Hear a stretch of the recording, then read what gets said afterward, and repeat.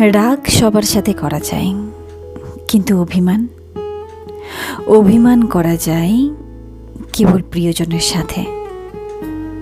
আর অভিমান মানে কিন্তু দূরত্ব না, অভিমান মানে মন চাই তুমি আমাকে বোঝো। যার প্রতি কোনো আশা নেই তার প্রতি কোনো অভিমানও জন্মায় না। অভিমান শুধু সেই মানুষটার উপর জন্মায় যার কাছে নিজের অধিকার অনুভব করা যায়। অভিমান আসলে ভালোবাসার এক রূপ, যা যত্ন চাই, মনোযোগ চাই, সান্ত্বনা চাই, আর চাই একটু আলতো ছোঁয়া। যে অভিমানের উত্তর ভালোবাসায় মেলে, সেই সম্পর্ক টিকে থাকে বছরের পর বছর। কারণ সেখানে অভিমানের গুরুত্ব দেওয়া হয়, সেখানেই ভালোবাসা বেঁচে থাকে নির্বাক।